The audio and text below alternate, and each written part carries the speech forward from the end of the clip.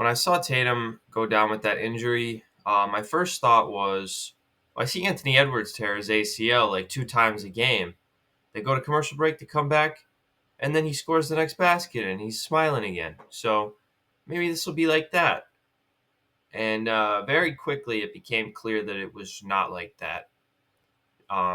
They still haven't released the news, but I think there's a pretty consensus expectation that Tatum is going to have some type of serious lower leg injury that's going to need surgery and potentially a long recovery. So he might be out next year, or at least miss a portion of the season. I don't know.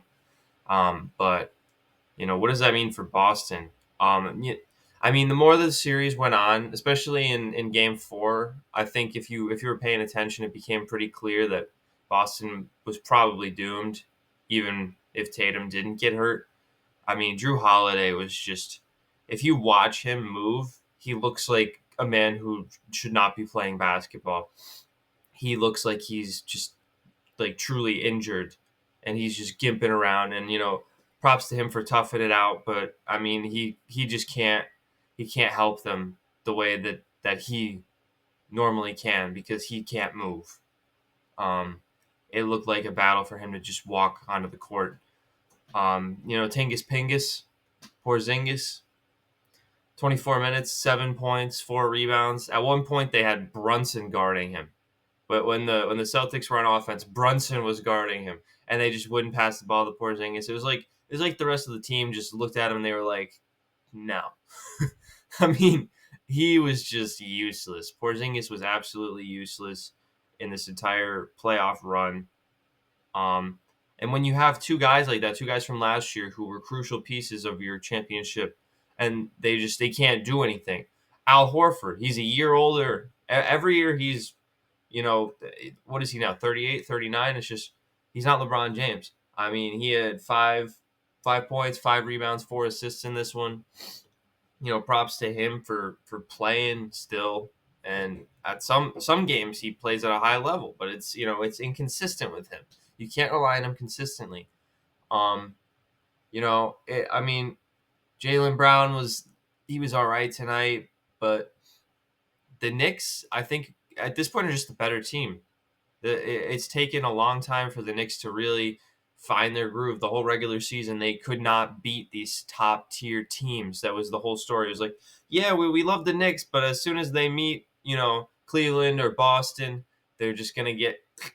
But that's not how it goes. I think that the Knicks are playing better basketball right now than they have all season. The chemistry has just gone up consistently. It's just been on that upward trajectory. The chemistry, the Villanova guys, and Cat has been really great. He's still the same old Cat. He's still soft, but he's been he's been very productive for them. He's just, if you attack him defensively, he will crumble. But I mean, Knicks Pacers, that should be another interesting series. That should be. I think it just seems like whoever the Knicks play, every game is close for the most part. Obviously, Game 3, the Celtics cruised, but outside of that, all these games have been close. Every game that the Knicks win is close. So the Pacers knocked the Knicks out last year in Game 7, I believe.